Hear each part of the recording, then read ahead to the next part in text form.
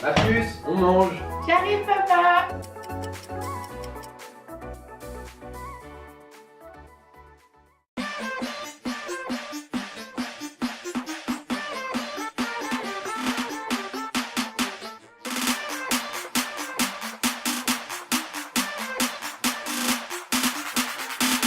Bonsoir et bienvenue à tous, voici les titres de l'actualité de ce mercredi. Tout d'abord, pour commencer ce journal, nous allons parler de la défense européenne. Dis, papa, c'est quoi la défense européenne?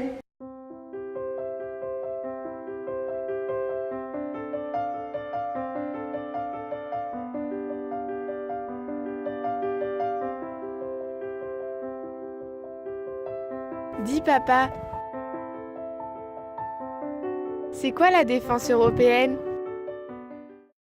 Il faut d'abord que tu saches que l'Union Européenne ne dispose pas d'armée assignée. Les États qui la composent mettent à sa disposition des troupes et des capacités, sur une base volontaire.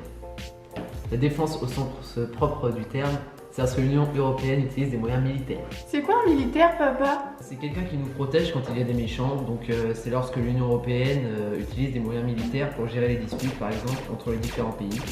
Elle protège aussi la France et les pays étrangers. Et pourquoi on a décidé de créer cette défense? Tu connais le président des États-Unis ? Oui, c'est Donald Trump. Donald Trump, ma chérie. Et ben c'est notamment à cause de lui. L'Europe ne veut pas dépendre de l'Amérique et de cet homme-là.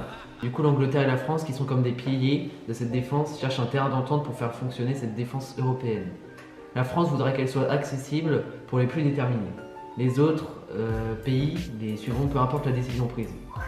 Mais avec l'Angleterre qui va sortir de l'Europe, on appelle ça le Brexit, la défense va être beaucoup plus compliquée à mettre en place. Mais elle sert à quoi cette défense? Elle est si importante que ça? Elle peut intervenir pour essayer d'arrêter des guerres dans d'autres pays, pour nous protéger contre des vilaines personnes justement, espionner d'autres pays ou savoir s'il y a un problème. Mais c'est qui ces vilaines personnes? Est-ce que c'est les mêmes personnes que celles qui ont attaqué le journal que tu lisais avant? Charlie Hebdo ? Oui, ce sont les mêmes personnes qui font des choses insensées au nom d'une religion et d'un dieu, dans le but de te faire peur et de te mettre en colère contre ceux qui pensent comme eux. Mais pourquoi ils veulent qu'on soit en colère contre ceux qui pensent comme eux? Pour que ce soit le bazar dans notre pays et qu'on se tape entre nous. Mais est-ce qu'on est encore en sécurité? Oui, le traité précise que toutes ces missions peuvent contribuer à lutter contre le terrorisme. Et elle aide le monde entier? Le périmètre des missions couvertes par la défense européenne est pour l'essentiel celui des missions de Petersberg. Les missions de Pat et qui? De Petersberg. Elles datent de 1992 et comprennent les missions humanitaires ou d'évacuation des ressortissants, les missions de maintien de la paix et les missions de force de combat pour la gestion des crises, y compris des opérations de rétablissement de la paix. Eh ben, quelle organisation!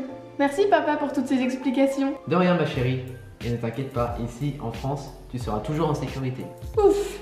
Parlons maintenant des gilets jaunes qui bloquent toutes les rues de Paris depuis hier soir.